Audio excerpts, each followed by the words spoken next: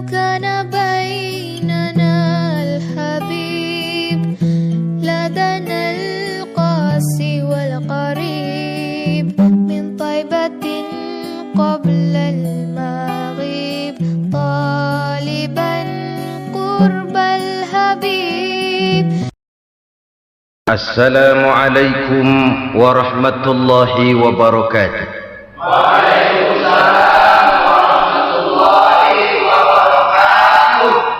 بسم الله الرحمن الرحيم. الحمد لله رب العالمين، والصلاة والسلام على أشرف الأنبياء والمرسلين سيدنا ومولانا محمد وعلى آله وصحبه أجمعين. أما بعد. Saudara-saudara kaum muslimin rahimakumullah, sebagai bangsa kita tengah menghadapi berbagai bencana, baik di bidang ekonomi maupun di bidang politik. Adalah potret kehidupan sehari-hari. Kita menyaksikan peristiwa-peristiwa yang memilukan dan memalukan. PHK terjadi di mana-mana, pengangguran meningkat, harga-harga membumbung tinggi, daya beli rakyat semakin lemah. Sementara di bidang politik, kejadian-kejadian memberikan indikasi bahwa persatuan dan kesatuan kita sebagai bangsa dewasa ini tengah berada dalam ujian yang berat.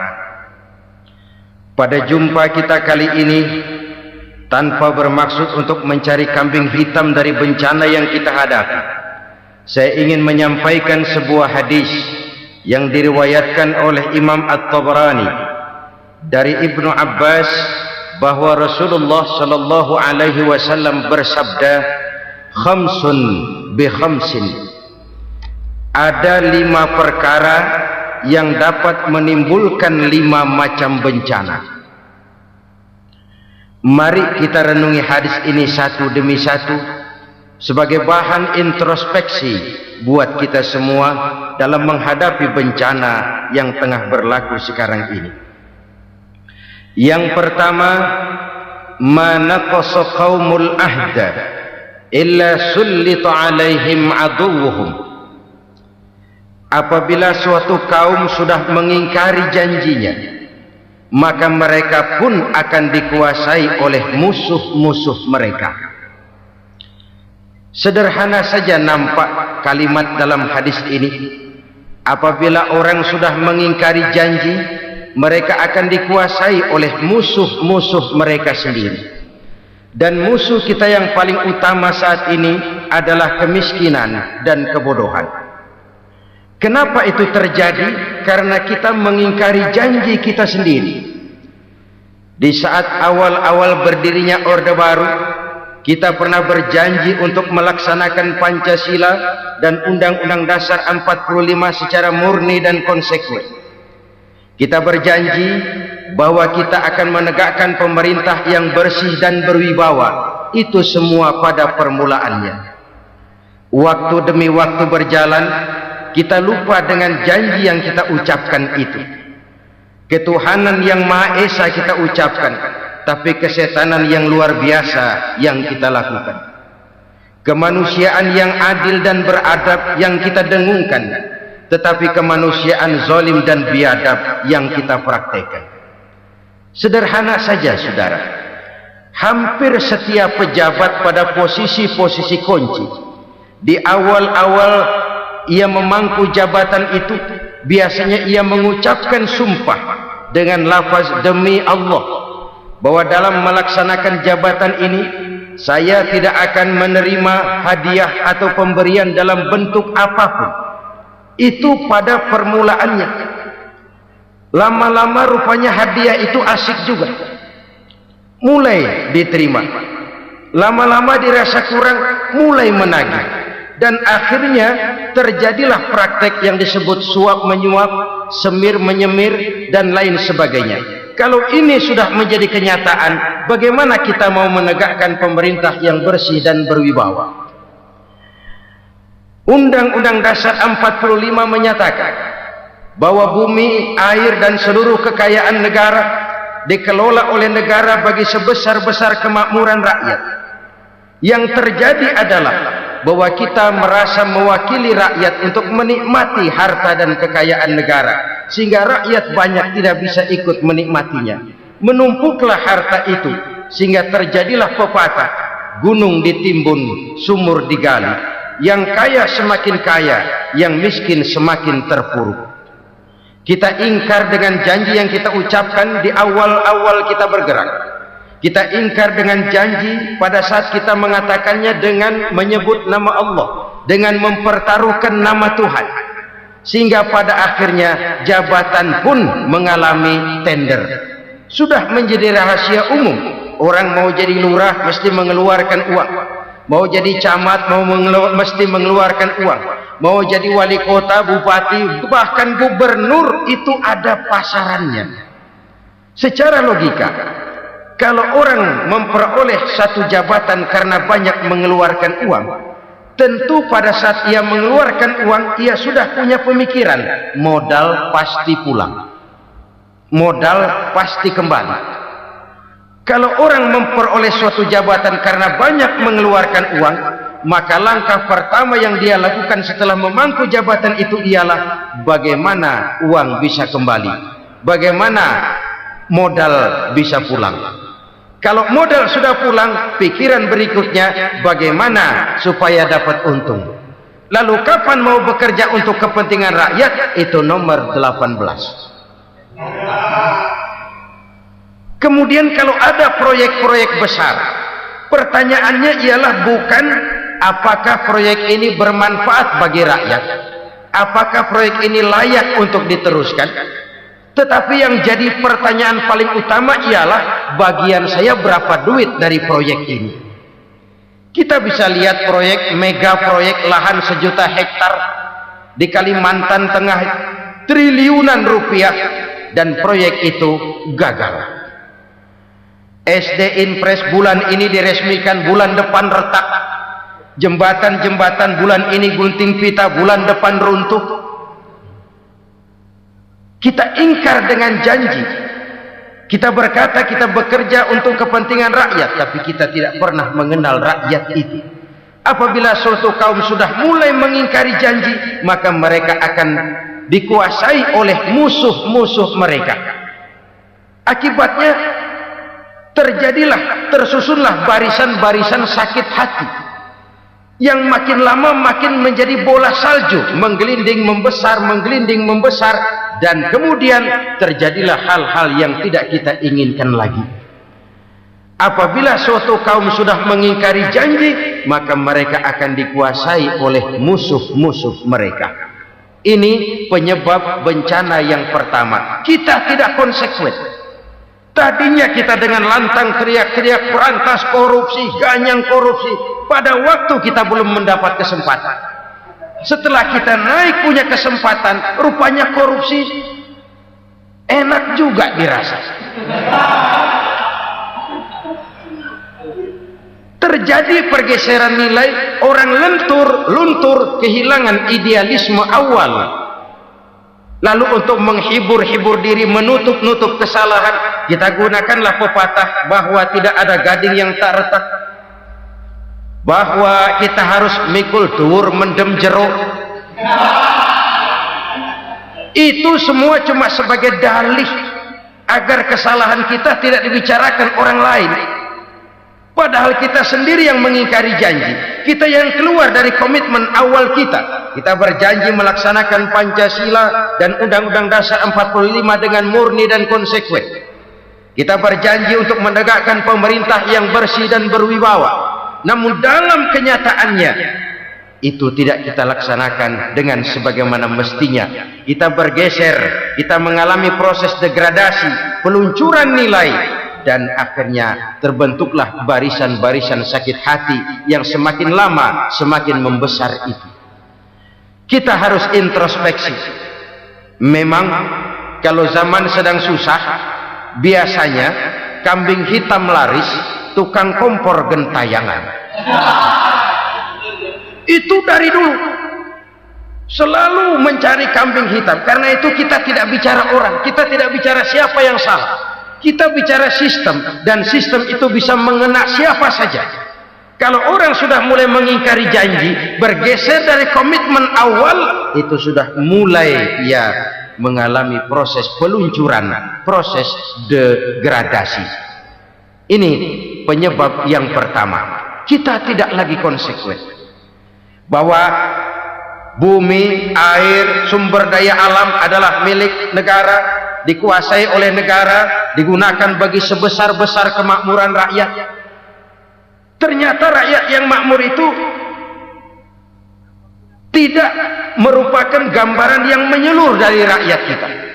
Undang-undang dasar kita menganut ekonomi kekeluargaan, tapi yang kita praktekkan adalah ekonomi keluarga. Kalau bukan keluarga nggak dapat proyek, kalau bukan keluarga nggak dapat macam-macam. Kekeluargaan kita rubah menjadi keluarga, timbullah penyakit nepotisme. Kita bergeser, kita ingkari janji, dan kita anggap kita atasnamakan rakyat. Rakyat cuma sekedar jadi address, rakyat cuma sekedar jadi alamat, tetapi kehidupan mereka tidak banyak berubah dan tidak banyak terangkat. Kaum muslimin rahimakumullah, ini penyakit yang pertama, penyebab bencana yang pertama. Yang kedua, kata Nabi, wa ma hakamu bighairi ma anzalallah, apabila hukum yang diterapkan sudah tidak lagi bersumber dari hukum Allah, illa fasya fihimul faqru, maka akan bertebaranlah kemiskinan di mana-mana. Ini artinya apa?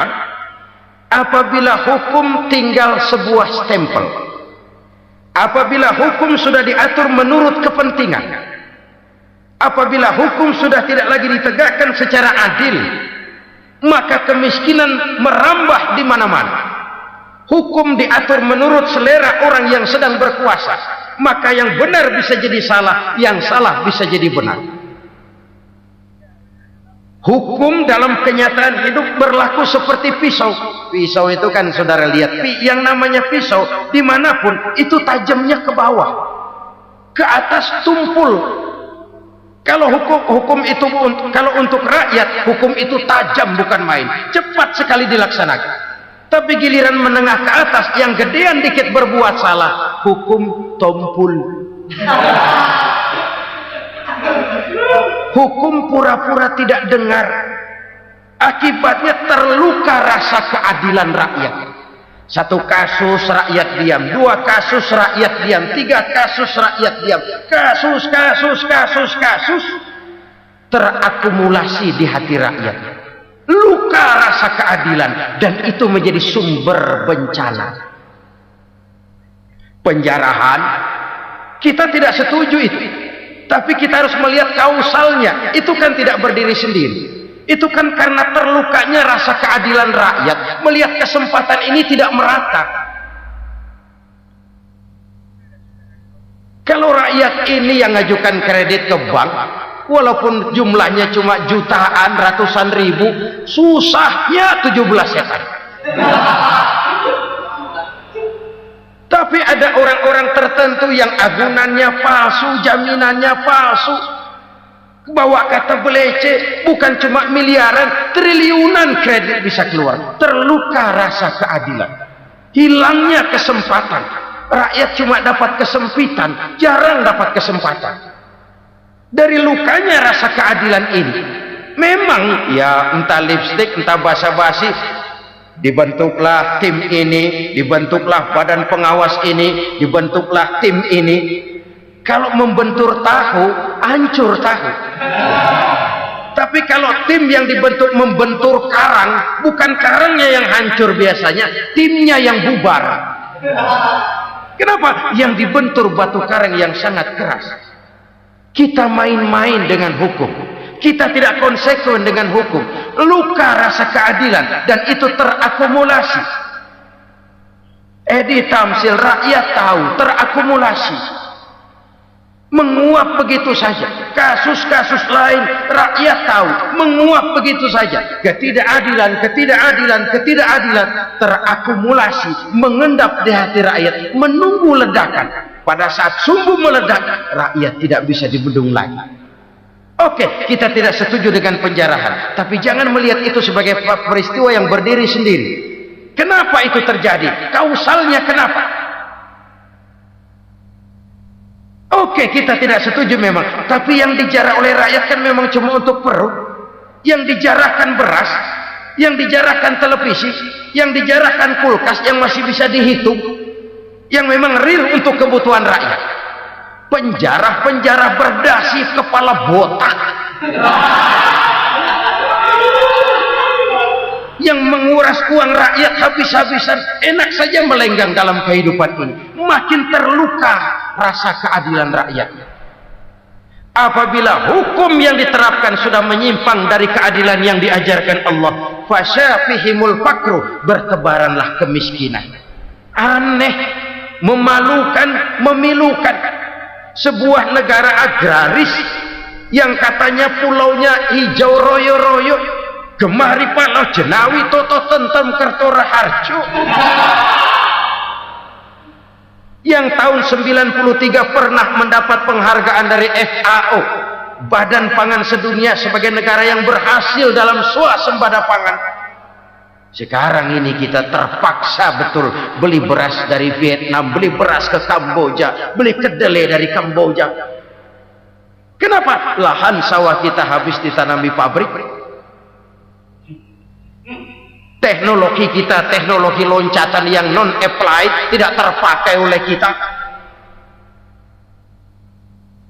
Lantas lahan yang tidak bisa kita tanami, kita paksakan lahan-lahan gambut menjadi tanah pertanian yang subur dengan biaya triliunan, dan kita gagal.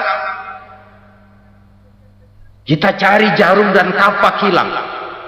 Kita mau jadi negara industri dengan loncatan teknologi yang maju, kita lupakan pola pijak kita sebagai negara agraris, dan akhirnya kita kecolongan.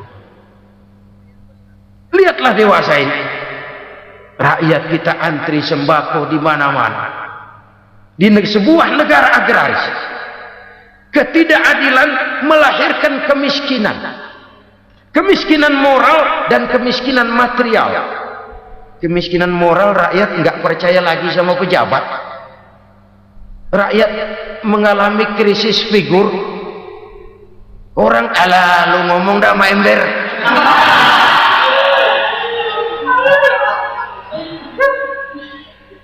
Penataran yang menghabiskan biaya miliaran itu melahirkan pejabat-pejabat korup. Pengawasan yang menghabiskan biaya miliaran itu ternyata impoten, mandul. Kemiskinan moral. Jujur saya berkata, saudara-saudara, setelah pintu reformasi dibuka, itu yang masuk memang macam-macam. Ada yang memang punya tujuan murni, konsekuen, dan punya konsep. Ada yang nunggu di tikungan, begitu mobil lewat nyamber pintu, berangkat ikut reformasi. Ada yang memanfaatkan momentum, mumpung, untuk nyampein unek-unek, ngerti enggak, pokoknya ngomong. Sehingga keadaan semakin rancu, kebingungan semakin menjadi-jadi, masalah yang paling urgen tidak terselesaikan. Sekarang ini orang berpikir mendingan jadi pala ular daripada jadi buntut macan. Buntut macan memang hebat macan, tapi kalau buntutnya cuma ugel-ugel di belakang buat apa? Mendingan jadi pala ular, kecil juga nyaplok. Artinya, ya biar kecil juga kalau punya partai kan gagah. Lalu rame-rame bikin partai kayak bikin arisan. Orang makin mengalami dislokasi. Semua mau jadi pahlawan, semua mau nomor satu, semua ngomong. Iya kalau bidangnya, kalau bukan makin rancu. Marilah lewat kesempatan ini saya mengajak kita untuk tahu diri. Biarkan politisi ngomong politik, biarkan ekonom menata ekonomi, biarkan praktisi bicara soal hukum, Biarkan rakyat munajat, istighfar, mohon pertolongan Allah. Tahu diri kita. Kalau memang ayam, kukuruyuk aja dah. Kalau memang kucing, ayo ngeong. Kalau kambing, silahkan ngembek. Udah tahu ayam, ngeong bunyinya. Suaranya palas, orang nggak ngerti, bingung, makin menjadi-jadi. Ibarat kesebelasan sepak bola bangsa kita sekarang ini, rame-rame mau bikin gol, kiper ikut nyerang sekarang. Memilukan dan bahkan memalukan. Wa ma hakamu bighairi ma anzalallah illa fasha fihimul fakru. Kalau hukum yang diterapkan sudah menyimpang dari keadilan yang diajarkan Allah, bertebaranlah kemiskinan di mana-mana. Coba sekarang ini, yang punya duit bingung, apalagi yang kagak punya duit. Yang pengusaha gede ngeluh, apalagi yang pengusaha pas-pasan. Yang kagak punya beras, yang punya beras saja masih bingung, apalagi yang nggak punya beras. Ini sudah demikian merata. Dulu kita kagum mendengar konglomerat kelas buadah, kelas-kelas yang seakan-akan cuma ada dalam khayalan mereka, punya kekayaan miliaran dolar, triliunan. Sudahlah, seolah-olah nggak terjangkau sama kita. Weh, ternyata yang gede-gede itu juga gede utangnya.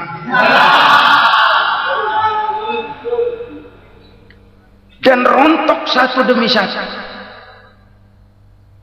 Ternyata rakyat selama ini cuma dialamatkan, cuma dijadikan address.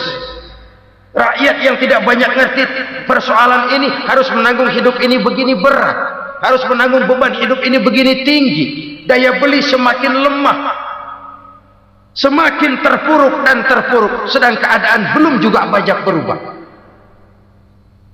Yang hutang sama luar negeri itu kan bukan rakyat kecil, Ciano.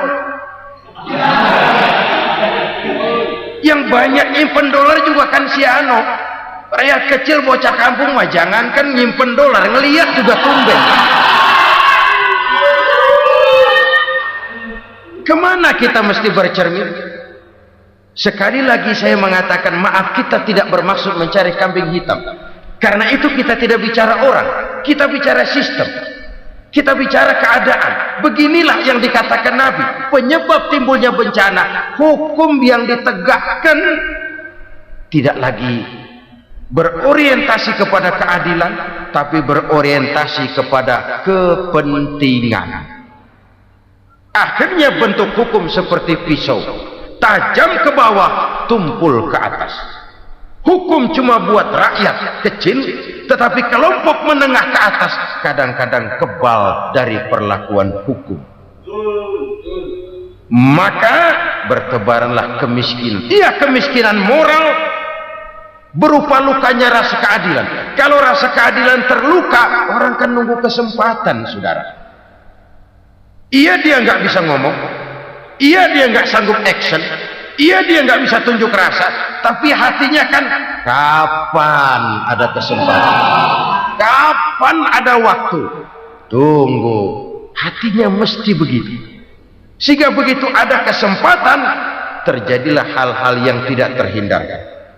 Dan itu ekses, bukan reformasi. Jangan seperti sebuah dialog saya dengan seorang abang beca.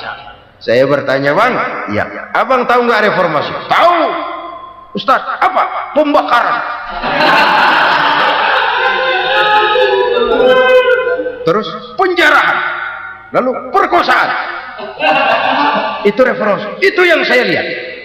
Nah, itu yang dia lihat. Saya tentu tidak menyalahkan abang beca kita, karena memang itu yang dia lihat dan sejauh itu wawasannya. Tapi ini indikasi bahwa banyak rakyat kita yang belum bisa menggunakan kebebasan secara bertanggung jawab. Padahal kebebasan tanpa tanggung jawab tirani. Sebuah contoh gampang-gampangan. Saya beli radio, saya setel di kamar saya, lalu saya bilang, ini radio gue. yang beli gue, pakai duit gue setel di kamar gue, sekeras-kerasnya, gak ada urusan sama orang lain. Itu kata saya. Tetapi tetangga saya sebelah rumah kan boleh juga ngomong begitu. Kata tetangga saya, ini mata gue, yang ngantuk gue tidur di kamar gue, kenapa suara radio lu nyampe kemari? Artinya apa ini? Kebebasan saya nyetel radio dibatasi oleh kebebasan tetangga saya yang mau tidur. Tidak ada kebebasan mutlak. Kebebasan mutlak tanpa tanggung jawab kembali akan melahirkan tirani, kembali akan melahirkan pemaksaan kehendak. Dan itu lagi-lagi bukan demokrasi. Saudara-saudara kaum muslimin rahimakumullah. Ini penyakit yang kedua, lukanya rasa keadilan, terutama di kalangan rakyat kecil. Itu mengendap menjadi akumulasi dan menunggu giliran kapan bisa dimuntahkan. Dengan kata lain, rakyat itu banyak banget makan yang perutnya jadi enak, nyelam. Kapan nunggu muntahnya? Udah begini banyak akumulasi yang mereka pendam di perut ini, sehingga ketika terjadi kesempatan itu sudah tidak terkendalikan lagi. Kita out of control. Saya tidak mentolerir sikap-sikap kekerasan. Bahkan saya lebih cenderung bahwa kalau di rumah kita banyak tikusnya saja racuni, jangan rumah dibakar. Bahwa ada korupsi, ya, ada kolusi, memang ada nepotisme, tentu. Tetapi tikusnya saja racuni, jangan rumah dibakar. Masa mau ngusir tikus bakar rumah? Tikusnya lari, tikusnya selamat, rumahnya ewes-ewes.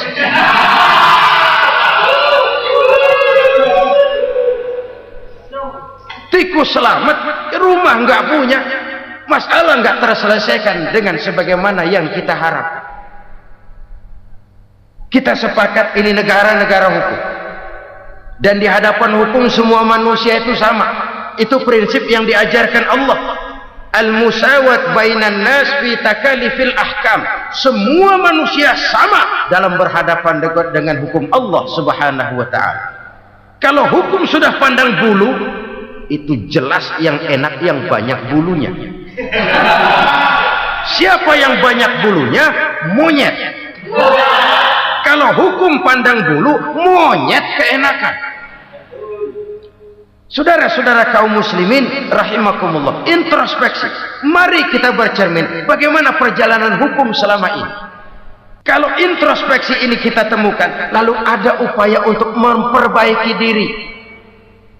Jangan menggunakan tak ada gading yang tak retak, mikul duwur mendem jero untuk menutup-nutupi kesalahan orang. Padahal kesalahan itu sedemikian besar. Padahal rakyat kita tiap hari antri sembako. Ada yang sehari sekali makan, ada yang makan sudah bercampur tiwul, ada yang nasi sudah dicampur pisang, balik jadi orok lagi. Macam-macam upaya rakyat untuk menangsal perut ini. Lalu rakyat ditenang-tenangkan, lebih baik puasa Senin Kemis sambil menghadapi krisis ekonomi. Kenapa rakyat yang disuruh puasa?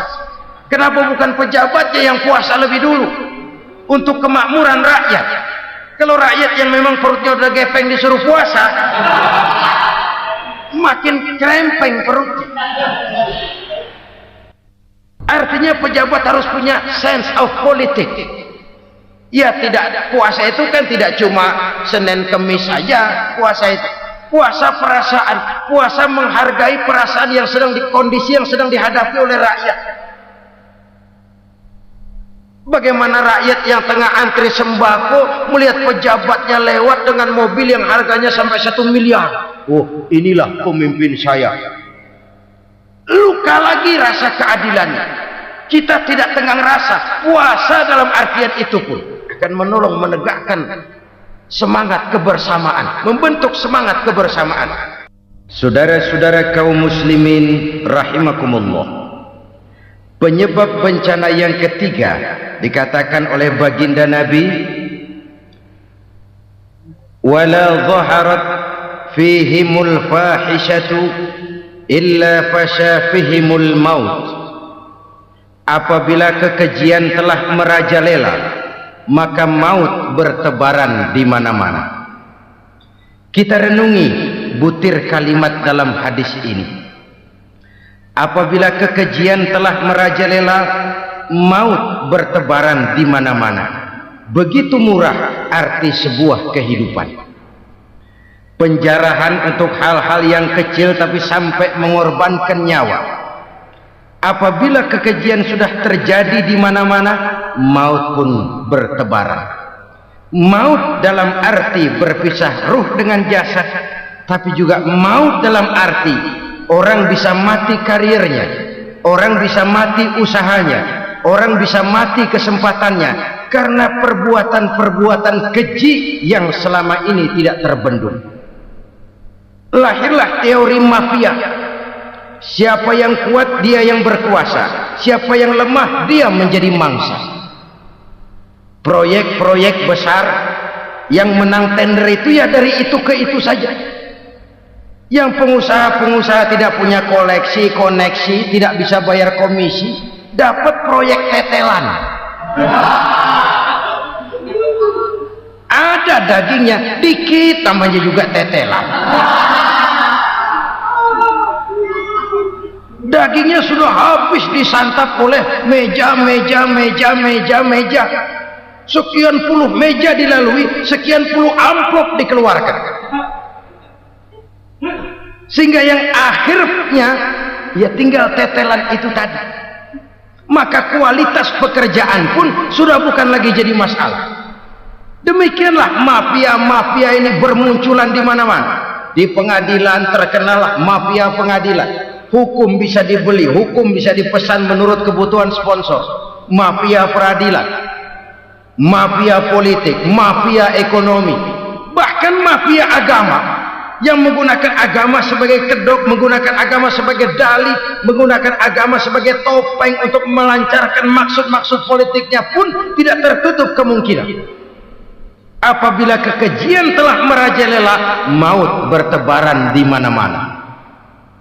Korupsi, kolusi, nepotisme itu bagian dari kekejian. Kita selama ini kalau mendengar maksiat, itu yang terbayang cuma judi, mabuk, zina, ya itu maksiat. Tapi korupsi, kolusi, nepotisme itu juga maksiat dalam bentuk lain. Kalau ini sudah bertebaran, maka maut terjadi di mana-mana. Jangan bayangkan cuma mati orangnya, itu sih kewajiban. Yang menyakitkan itu orangnya masih hidup tapi dibikin mati, karirnya mati. Kenapa? Karena yang diperlukan bukan cuma orang pinter tapi orang taat. Biar pinter, kalau nggak taat minggir. Biar bodoh, kalau taat bisa nyenangin atasan, bisa nyemur. Kumaha juragan wae ayo nama. Itu yang kadang-kadang dapat penghargaan. Tidak ada prestasi kerja kecuali bikin senang orang di atas. Kita lihat di desa-desa jalan rusak. Kalau ada berita pejabat anak mau turun, jalan rata sekali. Sampai tanah dari mana aja dikeruk buat ngeratain tuh jalan. Pejabat pulang legok lagi jalanan. Katanya kita kerja buat rakyat, nyatanya kita cuma melayani atas. Kenapa? Terjadi lingkaran setan. Seperti kata lagu Dul Sumbang itu. Mahasiswa takut sama dosen, dosen takut sama dekan, dekan takut sama rektor, rektor takut sama menteri, menteri takut sama presiden, presiden takut sama mahasiswa. Muter balik lagi, lingkaran setan, lingkaran setan. Saudara-saudara kaum muslimin rahimakumullah, kekejian yang merajalela, praktek-praktek mafia yang tertuang dalam kehidupan sehari-hari menyebabkan orang mati karirnya, jasad masih hidup, karir mati. Itu menyakitkan.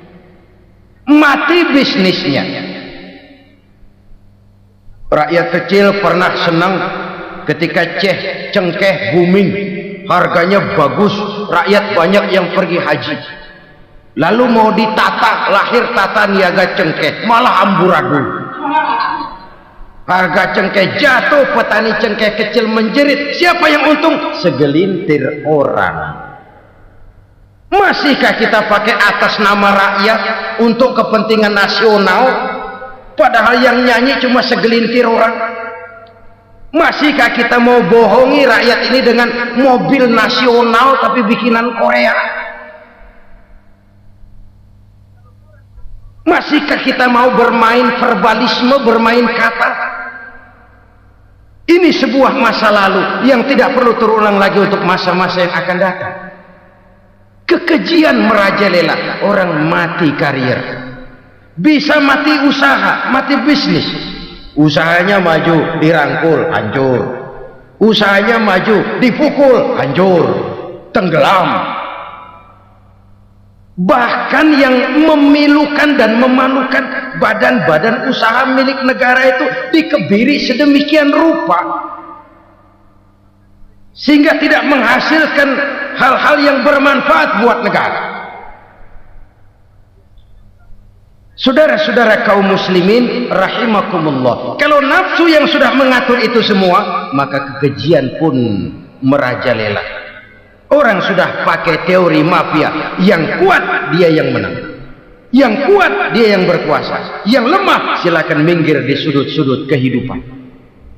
Kalau kekejian seperti ini merajalela, maut bertebaran di mana-mana. Banyak orang mati karirnya, banyak orang mati usahanya, banyak orang mati imajinasinya. Sekarang ini dalam dunia seni yang banyak karyawan seni, bukan seniman. Seniman itu kan dilahirkan, lain seniman, lain karyawan seni. Sekarang yang banyak karyawan seni, bukan seniman.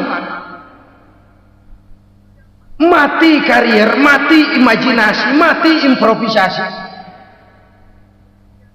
sehingga kehidupan persis sinetron. Sinetron itu yang kita lihat rumah mewah, yang kita lihat rumah bagus. Gak pernah kita lihat di sinetron kita ini rakyat antri sembako.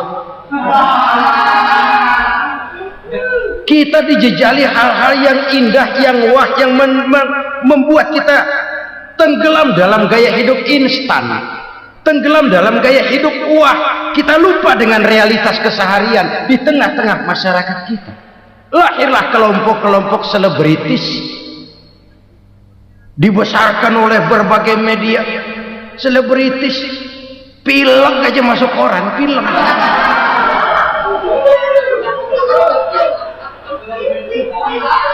Rakyat yang pingsan antri beras nggak masuk koran. Rakyat yang semaput antri minyak nggak masuk koran. Selebritis panok masuk koran.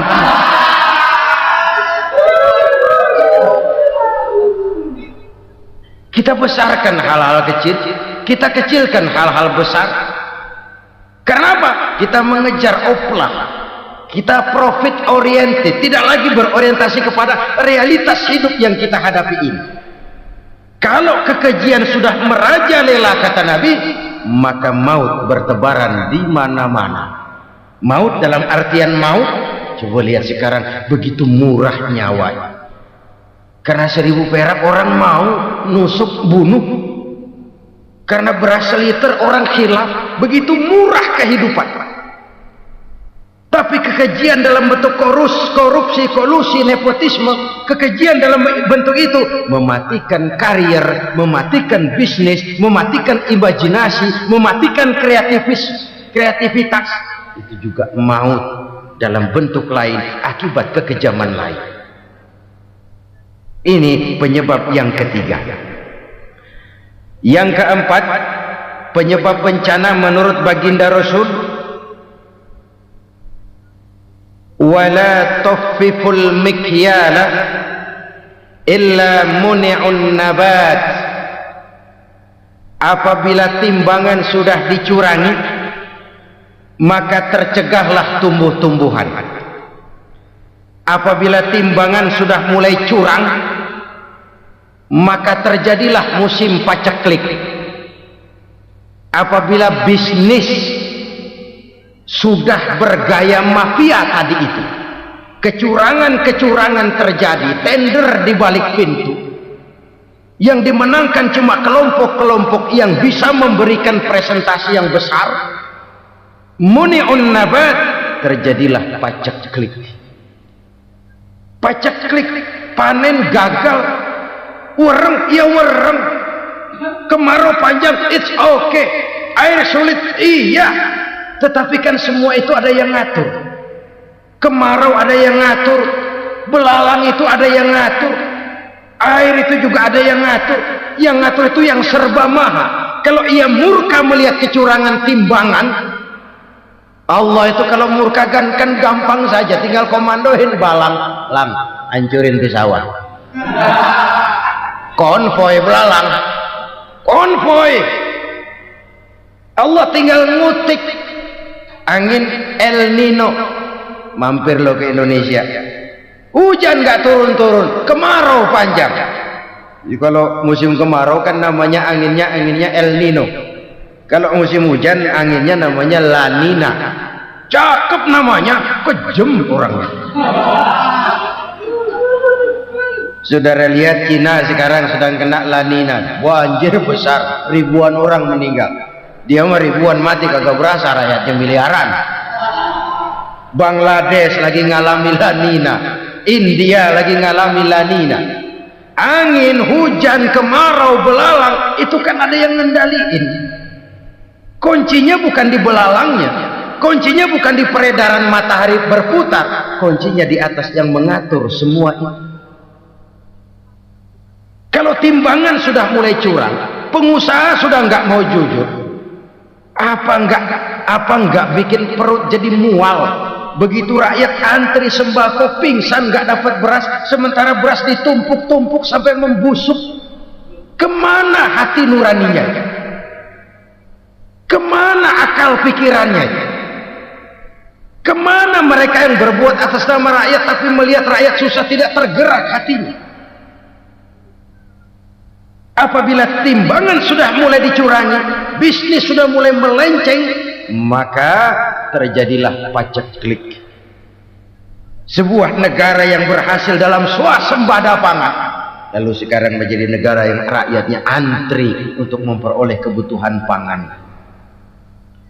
Saudara-saudara kaum muslimin rahimakumullah, ini intinya adalah kecurangan.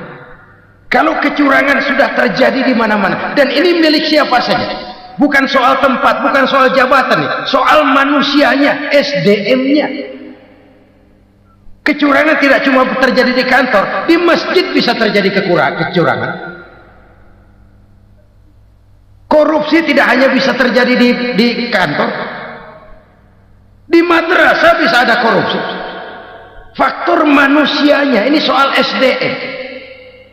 Kecurangan yang besar, tentu besar lagi kerugiannya.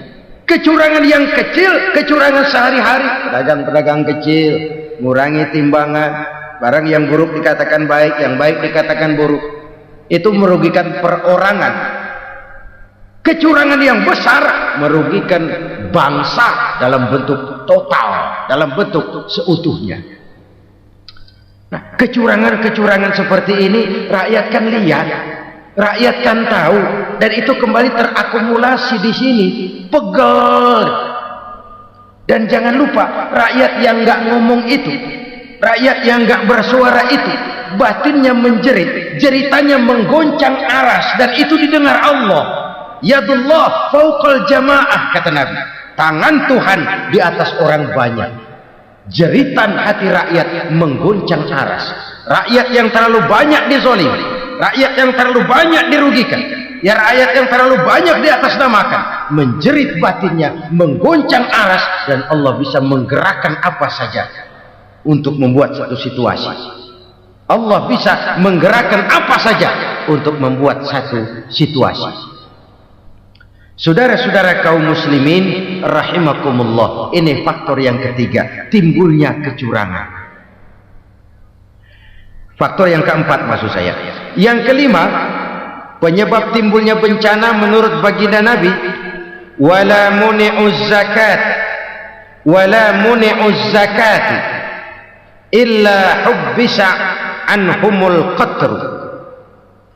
Apabila zakat enggan dibayar, maka tercegahlah qatrun. Qatrun ini kalau bahasa kita sembako.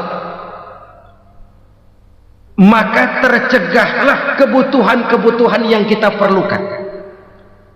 Nih, kita tidak meragukan bahwa yang kita tuju adalah masyarakat yang adil dalam kemakmuran dan makmur dalam keadilan. Nah, antara kemakmuran dan keadilan ini memang sering tidak bisa berjalan seiring. Pada saat kemakmuran kita kejar, ekonomi kita pacu, ada nilai-nilai keadilan yang tertinggal. Pada saat nilai keadilan kita tegakkan benar-benar, ada unsur-unsur kemakmuran yang terabaikan. Oke, kita bisa mengatakan kasus. Oke, kita bisa mengatakan itu sebagian kecil. Tapi kalau sebagian kecil, lama-lama kan jadi sebagian besar. Oke, kita mengejar kemakmuran. Pertanyaannya, kemakmuran untuk siapa?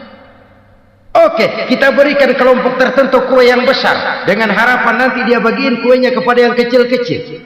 Tapi kenyataan, mereka yang dapat kue besar akhirnya malah lupa diri dan lupa daratan. Mau makin besar, malah memeras yang kecil-kecil ini. Sekarang kan yang kecil modali yang besar. Ramai-ramai buka bank, ternyata kamuflase. Uang banknya untuk kredit perusahaannya sendiri. Nasabahnya rakyat kecil.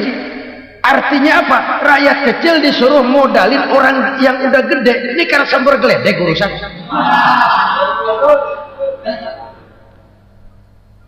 Ini kan permainan apa lagi? Rakyat kecil suruh modali yang gede. Nasabahnya rakyat kecil, kumpulkan uangnya di bank, kucurkan kredit kepada perusahaannya sendiri. Bukankah itu rakyat kecil suruh modali yang gede? Sudah begitu kejamkah kita untuk meraih keuntungan dengan mengorbankan orang kecil? Sudah tidak bicara lagi kah nurani kita melihat penderitaan orang yang semakin susah ini? Kalau zakat enggan dibayar, padahal zakat 2,5% saja, 2,5% saja. Kalau itu pun enggan, kalau zakat saja enggan, bagaimana pula yang namanya sedekah, bagaimana pula yang namanya infak, bagaimana pula yang namanya santunan, bantuan. Kadang-kadang lipstick nyumbang si nyumbang, cuman nyolongnya lebih gede. Ini namanya sumbangan lipstick. Buat lipstick itu kan buat ngumpetin bibir pucat. Itu fungsi utama lipstick. Buat ngumpetin korupsinya, nyumbang kegiatan-kegiatan sosial, tapi yang dia korup lebih gede dari yang dia sumbang. Lipstick kamuflase. Nepu kata anak sekarang.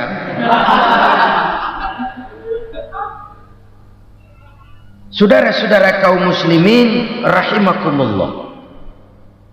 Demikian berat kewajiban zakat ini sampai di zaman Sayyidina Abu Bakar pernah keluar komando perangi orang yang enggan membayar zakat. Perangi. Karena fungsi zakat adalah menjembatani antara si kaya dengan si miskin. Bahwa ada kemiskinan itu Qur'ani. Allah menyatakan, aku melebihkan rezeki sebagian kamu dari yang lain. Ini kan kesenjangan. Allah melebihkan rezeki sebagian kamu dari yang lain. Ada itu. Tetapi itu berjalan secara nature.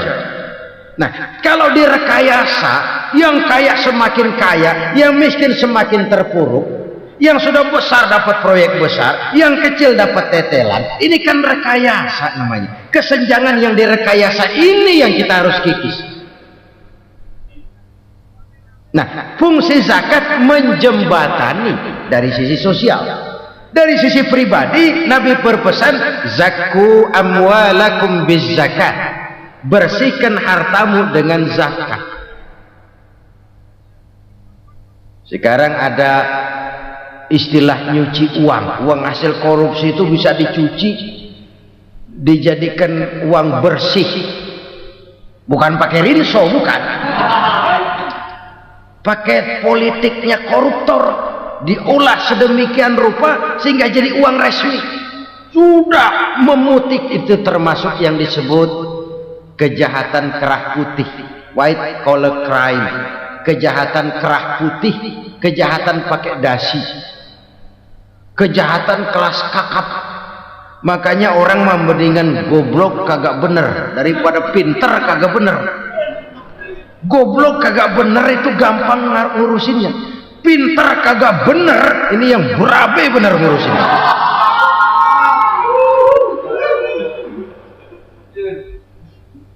Kita bukan cuma perlu orang pinter kok di zaman sekarang, kita perlu orang-orang bener yang punya komitmen, yang sesuai kata dan perbuatan, yang bisa merasakan apa yang dirasakan oleh rakyat, yang punya sense of politik yang tinggi, yang peka, yang penuh keterbukaan, yang punya wawasan dan pandangan jauh ke depan.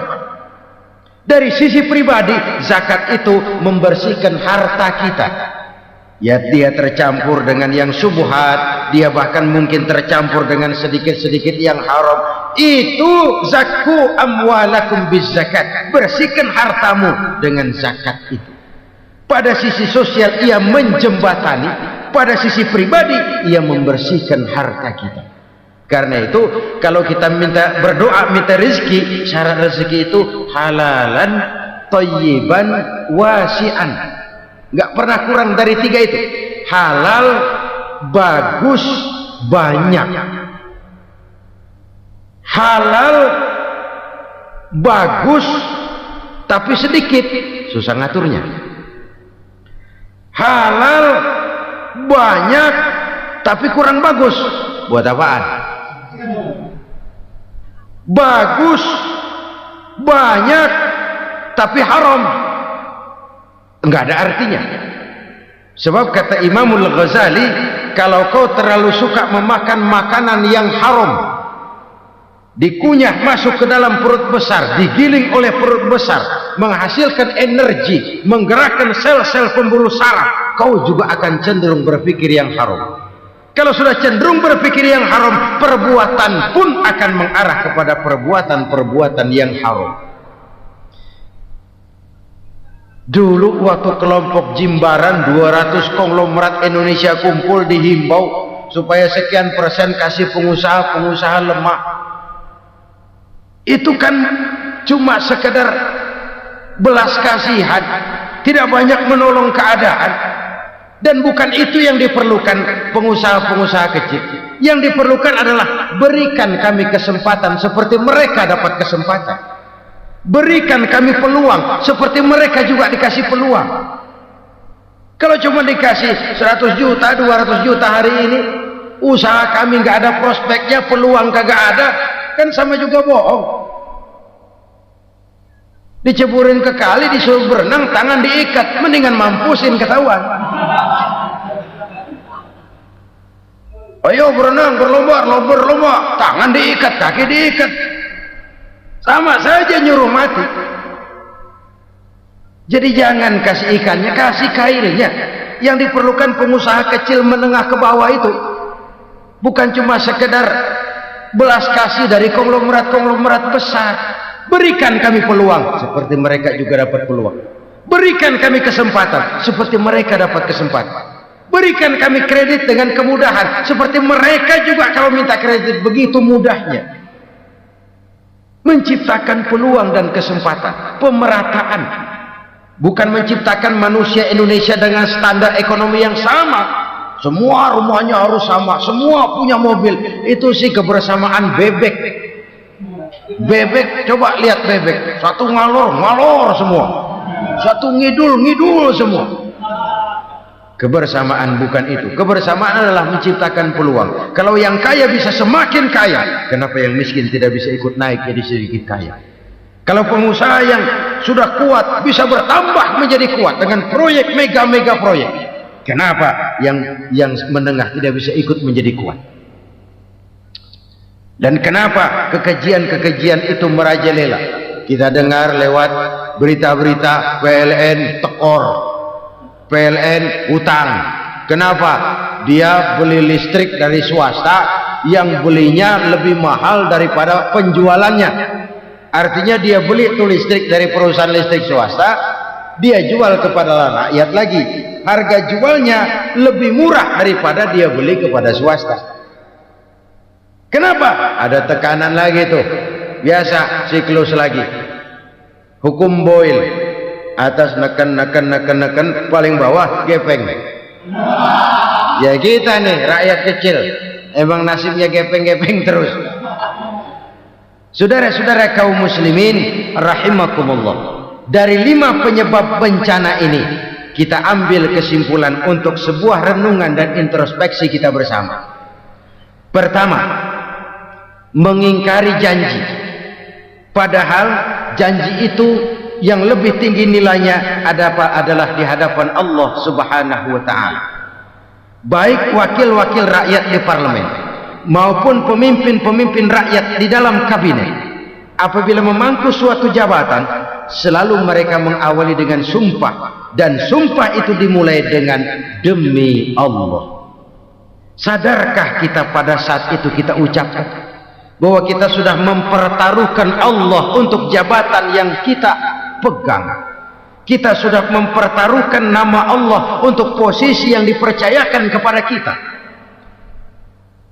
Sadarkah kita bahwa menyia-nyiakan itu satu dosa yang sangat besar, yang tidak hanya kepada Allah tetapi juga kepada rakyat yang kita wakili, kepada rakyat yang kita pimpin. Cukuplah sudah rakyat dijadikan adres, umat dijadikan alamat sebagai numpang. Marilah kita kembali kepada komit awal dengan jujur kepada janji kita sendiri. Lalu yang kedua, kekejian, baik berupa korupsi, kolusi, nepotisme dan perbuatan-perbuatan lain akan melahirkan kemiskinan. Kekurangan pangan bukan satu-satunya yang menyebabkan rakyat menderita. Lukanya rasa keadilan terakumulasi di hati rakyat, dan jeritan hati rakyat mengguncang aras. Kalau Allah murka, Allah bisa melakukan apa saja untuk menciptakan suatu kondisi. Faktor yang ketiga adalah praktek mafia menebarkan maut. Orang yang mati jasad dan rohaninya, maupun orang yang mati karirnya, mati kejujurannya, mati usahanya, mati imajinasinya. Hilang kreativitas kita sebagai bangsa. Faktor yang keempat, kecurangan-kecurangan di bidang usaha, di bidang tender, mengandalkan menjual kekuasaan. Dan memang repot kalau penguasa jadi pengusaha. Mau atau tidak mau, kebijakan-kebijakan kekuasaannya akan memperkuat jaring-jaring usahanya. Dan pada saat itu objektivitas sulit ditemukan lagi. Lalu yang kelima, keengganan membayar zakat, menumpuknya kekayaan negara pada kelompok-kelompok tertentu. Ini akan melahirkan paceklik yang berkepanjangan. Menumpuknya kekayaan dan harta negara pada kelompok-kelompok tertentu akan melahirkan paceklik dan miskinan yang berkepanjangan. Marilah kita sadar, marilah kita merenung bahwa keengganan kita membayar zakat, menciptakan pemerataan, pada akhirnya akan menjadi musibah buat kita semua. Saudara-saudara kaum muslimin rahimakumullah, sekian dulu jumpa kita kali ini. Mudah-mudahan yang saya sampaikan dari hadis riwayat Imam Tabrani ini menjadi bahan introspeksi buat kita semua. Tidak akan seorang muslim jatuh 2 kali di tempat yang sama. Semua merupakan pelajaran untuk kita jadikan introspeksi guna menata hari esok yang lebih baik daripada hari ini. Reformasi harus terus berlanjut, tidak bisa dan tidak perlu dikendalikan, tapi harus tetap dengan landasan akhlakul karimah sesuai dengan budaya kita sebagai bangsa. Terima kasih atas perhatian saudara. Mohon maaf atas segala kekurangan. Jumpa lagi lain kesempatan insyaallah. Usikum wa nafsi bitaqwallah.